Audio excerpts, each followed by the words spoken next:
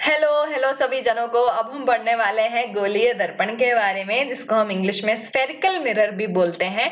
ये बस समतल दर्पण जो था हमारा ऐसा कुछ दिखता था, है ना। गोलीय दर्पण ऐसा या फिर ऐसा कुछ दिखेगा। ठीक है, आगे बढ़ते हैं, फिर पढ़ते हैं।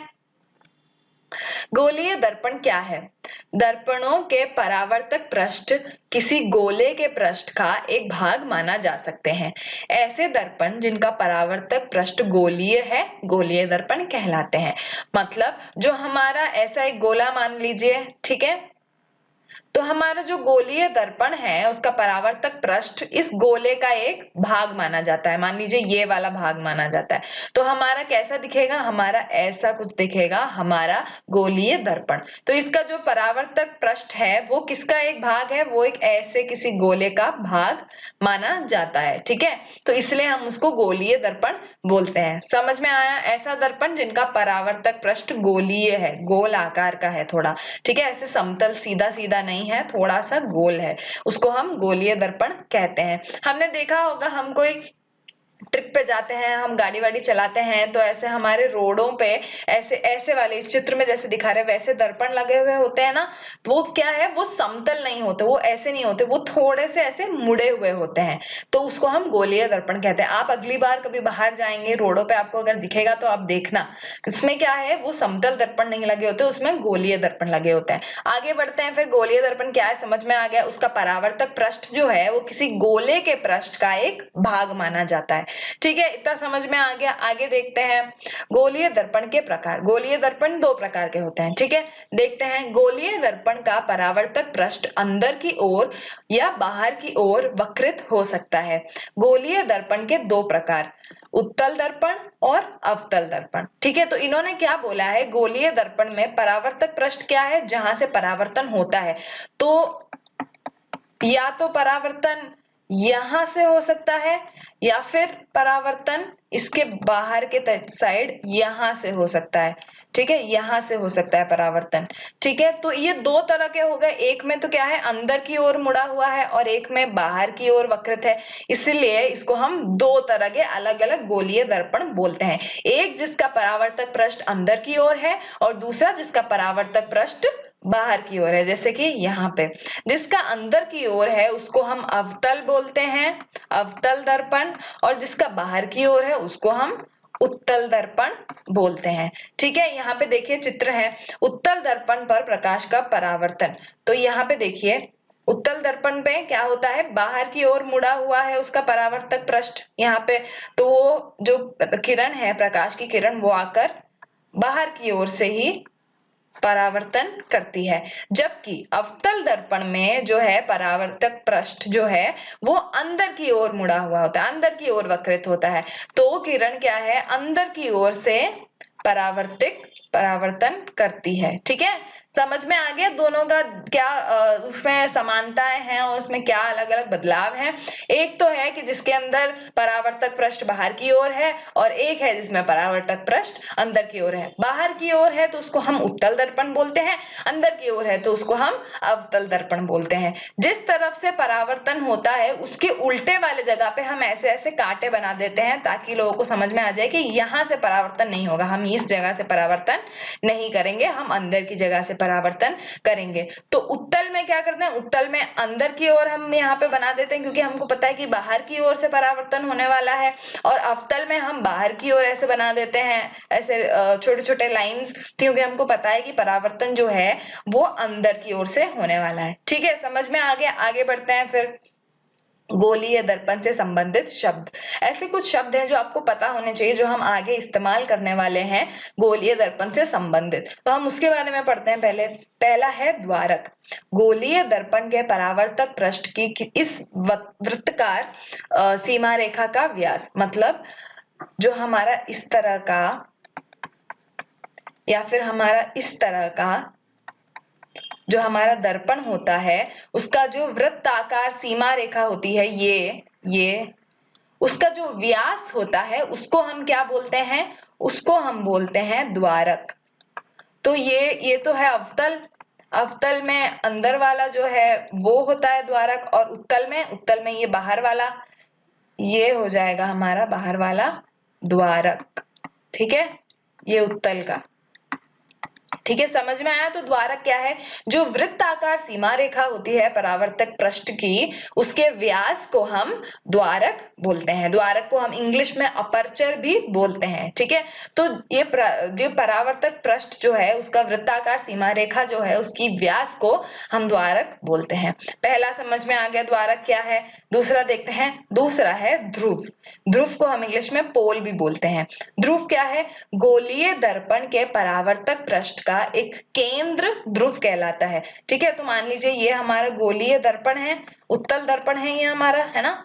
तो इसमें एक बिंदु, ठीक है, एक केंद्र ध्रुव कहलाता है, उसका एक केंद्र ध्रुव कहलाता है। गोलीय दर्पण के परावर्तक पृष्ठ का केंद्र, जो बीच में एक केंद्र होता है उसको हम ध्रुव कहते हैं। किसको ध्रुव कहते हैं? फिर से बताइए, मेरे साथ में दोहराइए। परावर्तक पृष्ठ जो है उसके जो केंद्र होता है उसको हम ध्रुव कहते हैं। ठीक है, ध्रुव भी समझ में आ गया। तीसरा देखते हैं, तीसरा है वक्रता केंद्र। इसको हम इंग्लिश में क्या बोलते हैं? Centre of curvature. ठीक है, इसको क्या, इसका मतलब क्या है? गोलीय दर्पण का को परावर्तक पृष्ठ गोले का एक भाग बनाता है। इस गोले का एक केंद्र गोलीय दर्पण का वक्रता केंद्र कहलाता है। मतलब जो गोलीय दर्पण हमने पढ़ा था, गोलीय दर्पण ऐसा कुछ होता है ना, गोलीय दर्पण ऐसा कुछ होता है, ये हो गया हमारा अवतल दर्पण। तो वो एक गोले का भाग है ना, गोले का एक भाग है। और गोले का जो केंद्र है, जिस गोले का भाग वो परावर्तक पृष्ठ है, उसका जो केंद्र है, उसका जो सेंटर है, उसको हम वक्रता केंद्र बोलते हैं। समझ में आया वक्रता केंद्र क्या है? हर गोलीय दर्पण एक गोल का भाग होता है। जिस भी गोल का वो भाग है, उस गोल का जो सेंटर होता है, उस गोल का जो केंद्र होता है, उसको हम उस गोलीय दर्पण का वक्रता केंद्र भी बोलते हैं। ठीक है, वक्रता केंद्र क्या है समझ में आ गया। इस गोले का एक केंद्र गोलीय दर्पण का वक्रता केंद्र कहलाता है। किस गोले का? जिसका भाग गोलीय दर्पण का परावर्तक पृष्ठ है। ठीक है, समझ में आ गया। आगे बढ़ते हैं फिर। गोलीय दर्पण से संबंधित शब्द। वक्रता त्रिज्या। पहले तो हमने कुछ शब्द, 3 शब्द पढ़े थे, अभी आगे देखते हैं। पहले वाला द्वारक, ध्रुव और वक्रता केंद्र आप याद रखिए। अब है वक्रता त्रिज्या, जो कि है चौथा हमारा। ठीक है, वक्रता त्रिज्या को हम इंग्लिश में रेडियस ऑफ कर्वेचर बोलते हैं। रेडियस ऑफ कर्वेचर क्या है? गोलीय दर्पण के परावर्तक पृष्ठ जिस गोले का भाग है, उसकी त्रिज्या दर्पण की वक्रता त्रिज्या कहलाती है। मतलब जो हमने पढ़ा कि एक गोलीय दर्पण एक गोले का भाग होती है, जिसको हम काट देते हैं ना, एक गोले का भाग होती है, ऐसे एक गोले का भाग होती है। अभी वक्रता केंद्र तो उस गोले का सेंटर हो गया, उस गोले का केंद्र हो गया। तो वक्रता त्रिज्या क्या होगी? उस गोले की त्रिज्या, उस गोले का रेडियस। ठीक है, इसको हम वक्रता त्रिज्या भी बोलते हैं। वक्रता त्रिज्या क्या है? उस गोले की त्रिज्या जिसका भाग गोलीय दर्पण का परावर्तक पृष्ठ है। ठीक है, समझ में आ गया वक्रता त्रिज्या क्या है। हर गोलीय दर्पण एक गोले का भाग होता है। ठीक है, ये एक ऐसे गोले का भाग होगा। ठीक है, एक ऐसे गोले का भाग होगा, उस गोले का एक केंद्र होगा और उस गोले का एक त्रिज्या होगा। उस त्रिज्या को हम वक्रता त्रिज्या कहते हैं। किसका वक्रता त्रिज्या? उस गोलीय दर्पण के वक्रता त्रिज्या। ठीक है, समझ में आ गया वक्रता त्रिज्या क्या है। आगे देखते हैं। पांचवा है फोकस दूरी या फिर फोकल लेंथ। ठीक है, फोकल लेंथ क्या है? ध्रुव और मुख्य फोकस के बीच की दूरी। तो ध्रुव तो हमको पता है कि परावर्तक पृष्ठ में एक केंद्र होता है यहाँ पे कहीं, उसको हम ध्रुव कहते हैं, है ना। और हमारे पास क्या होता है? एक फोकस, मुख्य फोकस होता है। ठीक है, ये मान लीजिए हमारा मुख्य फोकस है O। ठीक है, ये हमारा मुख्य फोकस O है। ठीक है, अब इसके बीच की दूरी को हम फोकल लेंथ बोलते हैं। ठीक है, इसको हम फोकल लेंथ बोलते हैं। मैं बताऊंगी मुख्य फोकस कहाँ आता है, मुख्य फोकस कहाँ आता है मैं आपको बिल्कुल बताऊंगी, इसलिए आप अभी कंफ्यूज मत हो। लेकिन मुख्य फोकस और ध्रुव के बीच की दूरी को हम फोकल लेंथ बोलते हैं या फोकस दूरी बोलते हैं। ठीक है, इतना समझ में आ गया। फोकस दूरी क्या है, वक्रता त्रिज्या क्या है, वक्रता केंद्र क्या है, ध्रुव क्या है, ये सब समझ में आ गया। एक और बार आप रिवाइज कर लेना इसके बाद में, ताकि आप बिल्कुल भूले भी ना। ठीक है, फोकस दूरी भी समझ में आ गया। फोकस दूरी है ध्रुव और मुख्य फोकस के बीच की दूरी। ठीक है भाई, इतना समझ में आ गया। अब हमको शब्द सारे समझ में आ गए, आगे पढ़ते हैं इन शब्द किस तरह से एक दूसरे से संबंधित है।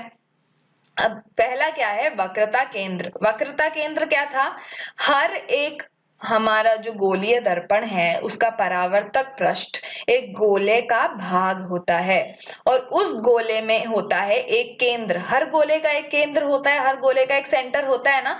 तो जिस गोले का भाग हमारा गोलीय दर्पण का परावर्तक पृष्ठ है वो उसका केंद्र जो है, उस केंद्र को हम वक्रता केंद्र कहते हैं। ठीक है, समझ में आ रहा है ना वक्रता केंद्र क्या है, मैंने एक और बार समझा दिया है। तो क्या लिखा हुआ है देखते हैं, गोलीय दर्पण का परावर्तक पृष्ठ गोले का एक भाग बनाता है। ठीक है भाई, ये परावर्तक पृष्ठ जो है वो कुछ ऐसे ऐसे एक गोले का भाग बनाएगा, है ना, इतने बड़े एक गोले का भाग बनाएगा वो। ठीक है, इस गोले का सेंटर यहाँ पे पड़ता है। ठीक है, यहाँ पे बीच में ये जो है ये वक्रता केंद्र है जिसको हम C से भी बताते हैं। ये है हमारा वक्रता केंद्र। ठीक है, समझ में आ गया वक्रता केंद्र क्या है। इस गोले का एक केंद्र गोलीय दर्पण का वक्रता केंद्र कहलाता है। ठीक है, समझ में आ गया। आगे देखते हैं, वक्रता केंद्र दर्पण का भाग नहीं है, यह अपनी परावर्तक सतह के बाहर स्थित होता है। अवतल दर्पण का वक्रता केंद्र उसके सामने होता है, हालांकि उत्तल दर्पण के मामले में यह दर्पण के पीछे होता है। तो इन्होंने क्या बोला है, वक्रता केंद्र जो है वो दर्पण का भाग तो नहीं होता, वो दर्पण से ऐसे लगा हुआ तो नहीं होता, जिस तरह से ध्रुव लगा हुआ होता है उस तरह से वक्रता केंद्र तो नहीं लगा हुआ होता। वो हमेशा हमारा जो परावर्तक पृष्ठ है उसके बाहर ही होता है, हमारा जो परावर्तक सतह है उसके बाहर होता है। देखिए यहाँ पे इस जगह पे परावर्तन हो रहा है, लेकिन हमारा वक्रता केंद्र कहाँ है, उसके बिल्कुल बाहर है। तो वक्रता केंद्र कभी भी परावर्तक पृष्ठ या परावर्तक दर्पण या फिर दर्पण का एक भाग नहीं होता है, वो दर्पण के बाहर होता है। अब हम देखेंगे अवतल दर्पण। अवतल दर्पण ऐसा कुछ होता है ना, अवतल दर्पण ऐसा कुछ होता है, तो मतलब वो एक ऐसे गोले का भाग है ना, ऐसे गोले का एक भाग है वो।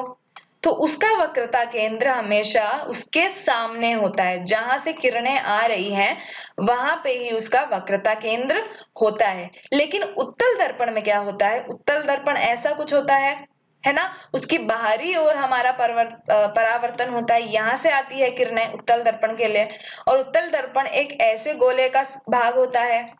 तो उत्तल दर्पण का केंद्र कहाँ होता है, उत्तल दर्पण का केंद्र होता है उत्तल दर्पण के पीछे। ठीक है, जहां से किरणें आ रही है उसके पीछे होता है हमारा उत्तल दर्पण का केंद्र।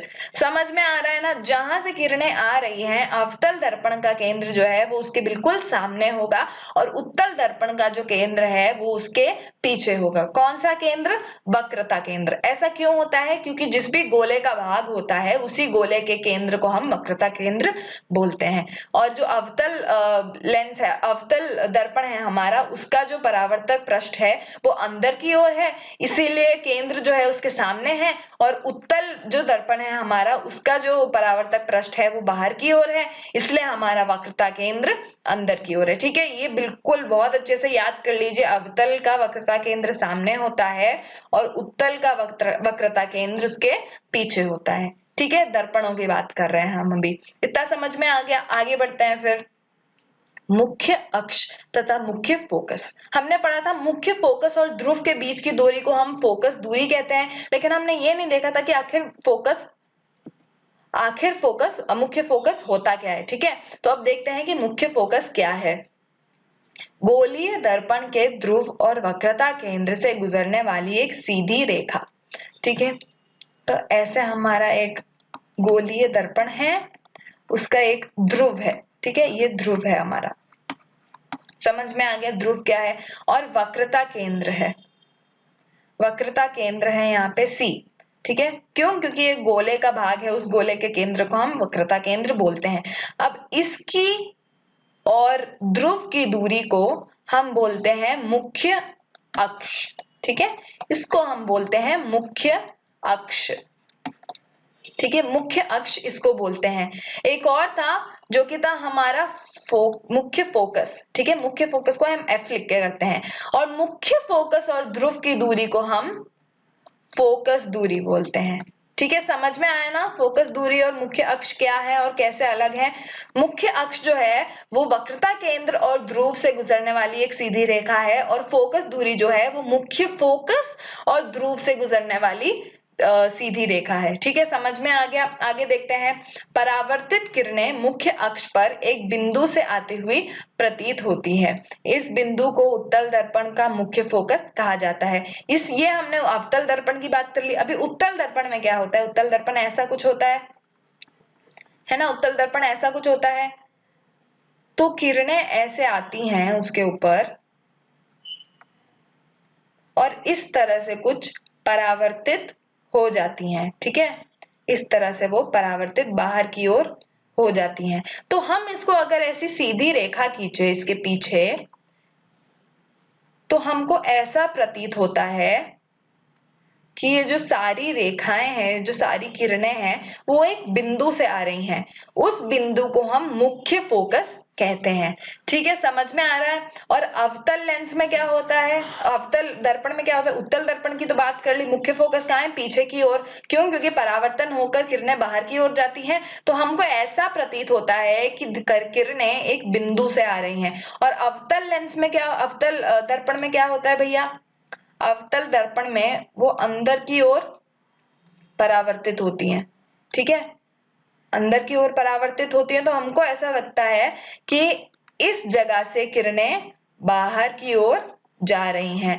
तो जब भी हमको ऐसा लगता है कि परावर्तित किरणें एक मुख्य अक्ष पर एक बिंदु से आती हुई प्रतीत हो रही हैं, तो उस बिंदु को हम मुख्य फोकस या फिर F कहते हैं। ठीक है, समझ में आ गया। मुख्य फोकस अवतल, ये है हमारा उत्तल लेंस, और ये है उत्तल दर्पण, लेंस नहीं दर्पण, कंफ्यूज मत होइए।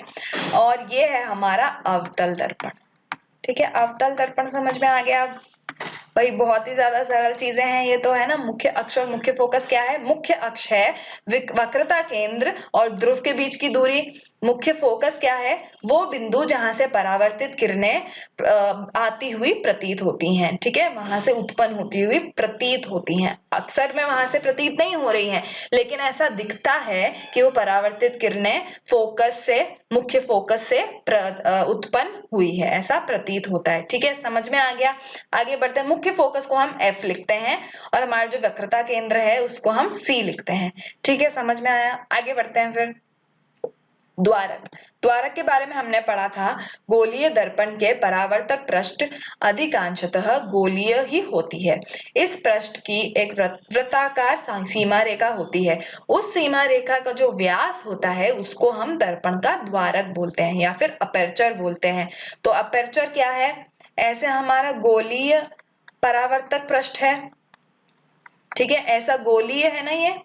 तो ये जो वृत्ताकार सीमा रेखा है हमारी, उसके व्यास को हम द्वारक बोलते हैं या फिर अपर्चर बोलते हैं। ये हो गया हमारे उत्तल लेंस का, उत्तल दर्पण का, उत्तल दर्पण का, और ये हो गया हमारे अवतल दर्पण का। ये अंदर वाला जो है वो है हमारे अवतल दर्पण का, अवतल दर्पण का द्वारक। ठीक है, समझ में आ गया। द्वारक को हम इंग्लिश में अपर्चर भी बोलते हैं। तो जो हमारा वृत्ताकार सीमा रेखा होता है उसका व्यास लेते हैं और उसके व्यास को हम दर्पण का द्वारक कहते हैं। ठीक है, समझ में आ गया। आगे देखते हैं। अवतल दर्पण का उपयोग करते हुए सूर्य के प्रकाश के संपर्क में आने पर क्या कागज क्यों जलता है? तो इन्होंने क्या बोला है? अवतल दर्पण ऐसा कुछ होता है ना, अवतल दर्पण अंदर की ओर ऐसे परावर्तन करता है ना, अंदर की ओर परावर्तन करता है। ठीक है, तो वो जब सूर्य के प्रकाश के संपर्क में आता है तो वो कागज को क्यों जला देता है? तो हम देखते हैं कि ऐसा क्यों होता है। एक हम एक्टिविटी या प्रयोग करते हैं, उससे हमको निष्कर्ष मिलता है और हमको समझ में आता है कि ऐसा क्यों होता है। तो देखते हैं प्रयोग क्या है। एक अवतल दर्पण को अपने हाथ में पकड़िए तथा इसके परावर्तक पृष्ठ को सूर्य की ओर कीजिए। तो अगर यहाँ पे सूर्य है हमारा, तो हमारा जो परावर्तक पृष्ठ है उसको हमने सूर्य की ओर कर दिया। ये है हमारा परावर्तक पृष्ठ, ये वाला। ये भाग है ना, तो उसको हमने सूर्य की ओर कर दिया। अब सूर्य की ओर करने के बाद में क्या होगा, दर्पण द्वारा परावर्तित प्रकाश को दर्पण के आसपास रखी एक कागज की शीट पर डालिए। तो इन्होंने क्या बोला कि ऐसे सूर्य की ओर आपने परावर्तक पृष्ठ को कर दिया, ठीक है। अब जो इससे प्रकाश आ रहा है उसको कहीं आसपास पड़े हुए कागज की शीट पर डालेंगे। जो भी इससे प्रकाश आ रहा है वो सारा हमें कागज की शीट पर केंद्रित कर देंगे, ठीक है।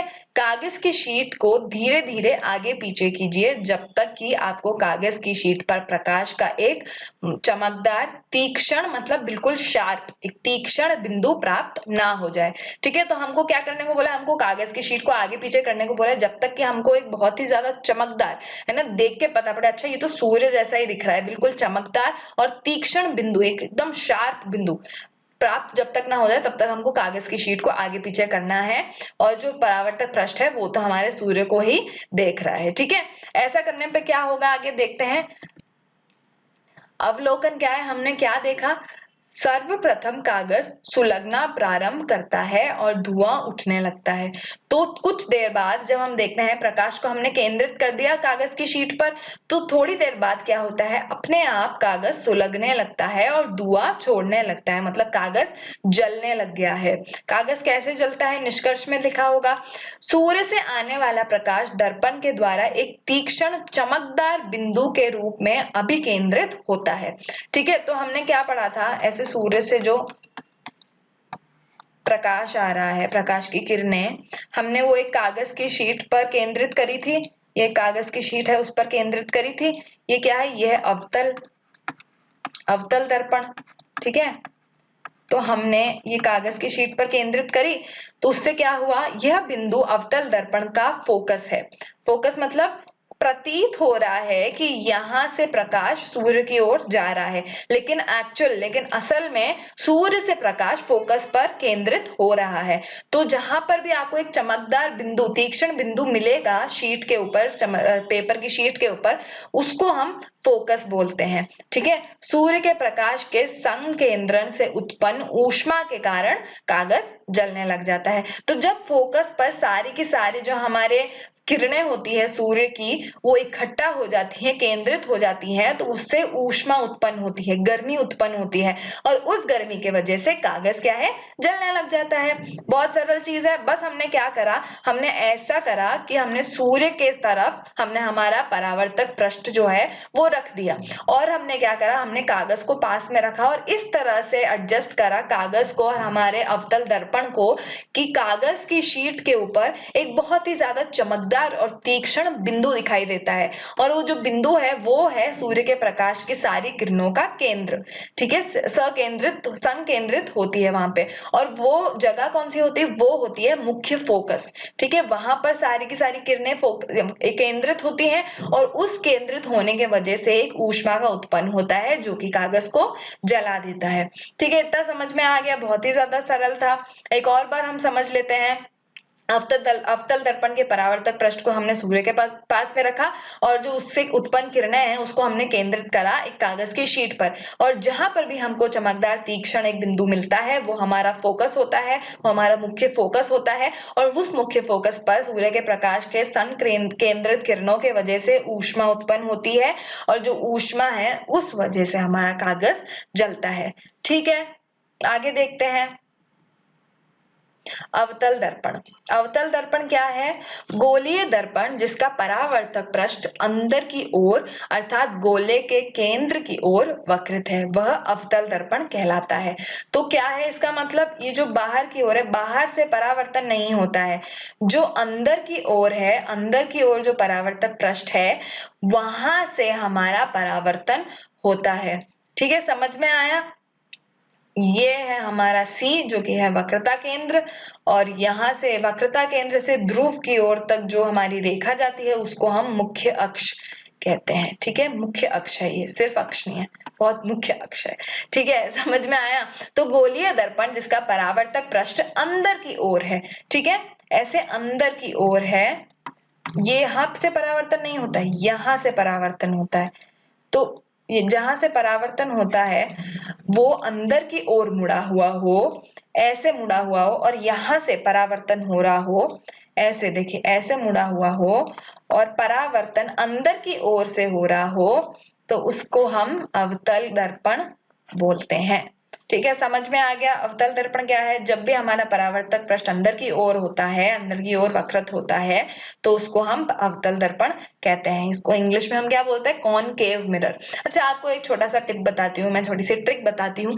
केव का मतलब क्या है, गुफा, है ना, गुफा के अंदर हम जाते हैं, तो इसीलिए जो हमारा परावर्तक पृष्ठ होता है वो अंदर की ओर होता है। ठीक है, ये बस आपको याद करने के लिए कि अवतल दर्पण यानी कि कॉनकेव मिरर, और गुफा, केव का मतलब गुफा और गुफा अंदर की ओर होता है, तो इसलिए कॉनकेव मिरर का जो हमारा परावर्तक पृष्ठ होता है वो भी अंदर की ओर होता है। ठीक है, समझ में आ गया, ऐसे अंदर की ओर उसका परावर्तन होता है। समझ में आ गया, आगे देखते हैं। अगला अवतल दर्पण का एक हमारे को चित्र दे रखा है। चित्र में क्या है, देखिए अंदर की ओर मुड़ा हुआ है जहां से परावर्तन हो रहा है, और फोकस लंबाई यहाँ पे मुख्य फोकस है, और ऐसा प्रतीत हो रहा है कि यहाँ से किरणें आ रही हैं, लेकिन असल में यहाँ पे किरणें केंद्रित हो रही हैं। तो ये फोकस है और यहाँ पे कहीं ध्रुव है हमारा, ये ध्रुव है, और ये ध्रुव और फोकस के बीच की दूरी को हम क्या बोलते हैं भाई, हम बोलते हैं फोकस दूरी।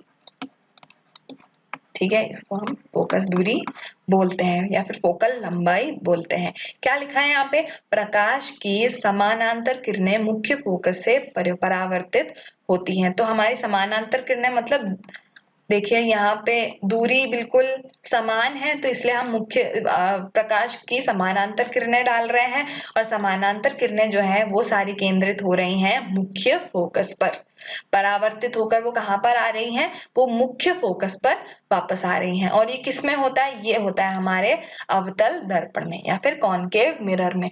और फोकस और ध्रुव के बीच की लंबाई को हम फोकल लंबाई या फिर फोकस दूरी भी बोलते हैं। ठीक है, समझ में आ गया, आगे बढ़ते हैं। उत्तल दर्पण। अब उत्तल दर्पण क्या है, वह गोलीय दर्पण जिसका परावर्तक पृष्ठ बाहर की ओर वक्रित है।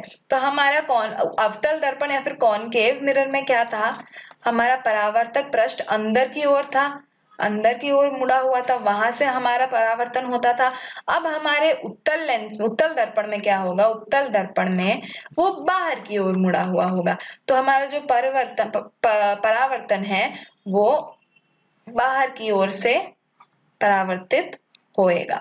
ठीक है, यहाँ पे परावर्तन ऐसे अंदर की तरफ मुड़े हुए वाले स्थल से हो रहा था, और उत्तल दर्पण में बाहर की ओर जो मुड़ा हुआ है वहां से परावर्तन होता है। ठीक है, समझ में आया, उसको हम उत्तल दर्पण कहते हैं। तो क्या लिखा है, वह गोलीय दर्पण जिसका परावर्तक पृष्ठ बाहर की ओर वक्रित है। परावर्तक पृष्ठ किस तरफ वक्रित है, ये किस तरफ मुड़ा हुआ है, बाहर की ओर मुड़ा हुआ है।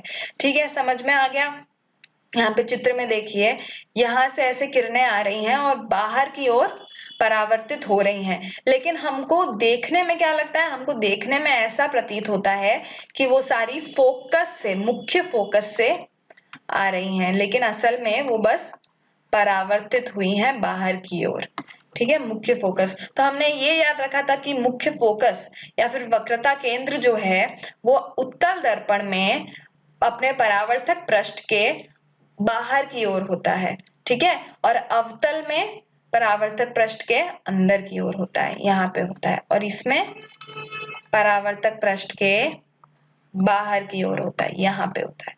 ठीक है, समझ में आ गया, आगे बढ़ते हैं। फिर उत्तल दर्पण का हमारे को एक चित्र दे रखा है, उसमें क्या है, उसमें ऐसे परावर्तन हो रहा है किरणों का, बाहर की ओर है परावर्तक पृष्ठ, है ना, बाहर की ओर किरणें जा रही हैं, और हम अगर इसको ऐसी सीधी लाइन में आगे लेके जाए हमारे दर्पण के पीछे, तो वो एक केंद्र पर दिखती हैं। ठीक है, एक केंद्र से आती हुई प्रतीत होती हैं, और वो केंद्र फोकस है। फोकस और ध्रुव के बीच की लंबाई जो है उसको हम फोकस लंबाई या फिर हम फोकस दूरी भी बोलते हैं। ठीक है, समझ में आया, इतना समझ में आ गया। क्या लिखा हुआ है यहाँ पे, प्रकाश की समानांतर किरणें मुख्य फोकस से परावर्तित होती प्रतीत होती हैं। तो हमको देखने में क्या लग रहा है कि अच्छा एक फोकस यहाँ पे पीछे है, वहां से किरणें आ रही हैं, लेकिन असल में किरणें बस बाहर से ऐसे परावर्तित होती जा रही हैं। हमको ऐसा प्रतीत होता है कि वो एक फोकस से हमारी तरफ बाहर आ रही हैं। ठीक है, समझ में आ गया। उत्तल दर्पण भी समझ में आ गया। उत्तल दर्पण में परावर्तक पृष्ठ ऐसे बाहर की ओर होता है, ये होता है हमारा परावर्तक पृष्ठ, और अवतल दर्पण में अंदर की ओर मुड़ा हुआ होता है, और ये होता है हमारा परावर्तक पृष्ठ। ठीक है भाई, समझ में आ गया। आगे बढ़ते हैं फिर। गोलीय दर्पण की वक्रता त्रिज्या और फोकस दूरी के बीच संबंध। अब वक्रता त्रिज्या क्या है? जो हमारा ये मान लीजिए ये एक अवतल दर्पण है ना, ये एक अवतल दर्पण है, और इसका परावर्तक पृष्ठ जो है वो एक गोले का भाग है। अब इस गोले का एक केंद्र होता है और एक त्रिज्या होता है, ठीक है, आर रेडियस होता है, ठीक है। उस त्रिज्या को हम वक्रता त्रिज्या बोलते हैं। और फोकस दूरी क्या है? फोकस दूरी है फोकल मुख्य फोकस और ध्रुव के बीच की दूरी, ठीक है। तो ये जो हमारा वक्रता त्रिज्या है और मुख्य फोकस है, इन दोनों में एक संबंध है। संबंध क्या है वो देखते हैं, ठीक है। छोटे द्वारक के गोलीय दर्पण के लिए वक्रता त्रिज्या फोकस दूरी से 2 गुनी होती है।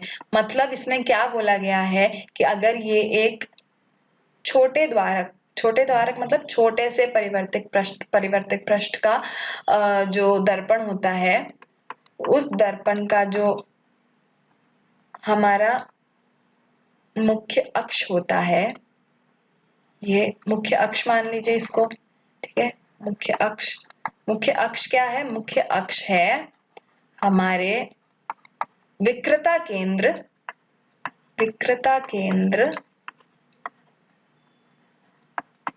और ध्रुव के बीच की दूरी, ठीक है, ध्रुव के बीच की दूरी। और ये इसको हम और भी क्या बोल सकते हैं? मुख्य अक्ष के अलावा इसको हम ये भी बोल सकते हैं विकृता त्रिज्या, ठीक है। त्रिज्या जो है वो है विकृता केंद्र और ध्रुव के बीच की दूरी, और मुख्य अक्ष क्या है? इन दोनों केंद्रों को जोड़ने वाली एक रेखा, एक सीधी रेखा, उसको हम मुख्य अक्ष बोलते हैं। और जो दूरी है विकृता केंद्र और वक्रता केंद्र और हमारे ध्रुव के बीच की, उस दूरी को हम वक्रता त्रिज्या बोलते हैं। तो इन्होंने क्या बोला है? वक्रता त्रिज्या जो है वो फोकस दूरी से 2 गुनी होती है। मतलब फोकस दूरी जो है वो विकृता त्रिज्या के आधी होती है ना। तो मतलब विकृता त्रिज्या का आधा, मतलब यहाँ पे होगा हमारा फोकस, और ये होगा हमारा फोकस दूरी, ठीक है। ये होगी हमारी फोकस दूरी। समझ में आ रहा है ना? तो जो हमारा विकृता त्रिज्या है, मान लीजिए यहाँ पे विकृता केंद्र है, यहाँ पे ध्रुव है हमारा, ठीक है, ये ध्रुव है, ठीक है। तो इन दोनों की दूरी जो है उसके आधे पे आता है हमारा मुख्य फोकस, ठीक है, समझ में आ रहा है। और मुख्य फोकस और ध्रुव के बीच की दूरी को हम क्या बोलते हैं? फोकस दूरी, ठीक है, फोकस दूरी कहते हैं। समझ में आया? तो अगर हमारा जो वक्रता त्रिज्या है, वक्रता त्रिज्या अगर 10 मीटर है तो हमारी फोकस दूरी क्या होगी? उसकी आधी होगी, तो फोकस दूरी होगी 5 मीटर। समझ में आया क्या इन दोनों का संबंध है? तो हमारी जो वक्रता त्रिज्या है वो फोकस दूरी के 2 गुना होती है, या फिर हमारी जो फोकस दूरी है वो वक्रता त्रिज्या के आधी होती है। किसके लिए? छोटे द्वारक के गोलीय दर्पणों के लिए, ठीक है। छोटे द्वारक के गोलीय दर्पणों के लिए हमारी जो फोकस दूरी है वो वक्रता त्रिज्या के आधी होती है। समझ में आया? तो ये क्या दर्शाता है? ये दर्शाता है कि किसी गोलीय दर्पण का मुख्य फोकस उसके ध्रुव तथा वक्रता केंद्र को मिलाने वाली रेखा के मध्य बिंदु होता है। तो मिलाने वाली जो रेखा है, मुख्य अक्ष जो है, उसके मध्य जो बिंदु होती है, उस बिंदु पर हमारा आता है मुख्य फोकस, ठीक है। और मुख्य फोकस से ध्रुव तक की दूरी को हम फोकस दूरी बोलते हैं, जो कि होता है बिल्कुल आधा वक्रता त्रिज्या के, ठीक है। समझ में आ गया? सरल चीज थी, बहुत ज्यादा सरल चीज थी। ये सारे सूत्र आप बिल्कुल याद रखिए, आप रिवाइज करते रहिए ताकि आप आगे भूले ना, ठीक है। आज इस सेशन के लिए बस इतना ही था। आप तब तक के लिए सब कुछ रिवाइज करते रहिए और पढ़ते रहिए और स्टडी रूम के साथ में जुड़े रहिए। धन्यवाद।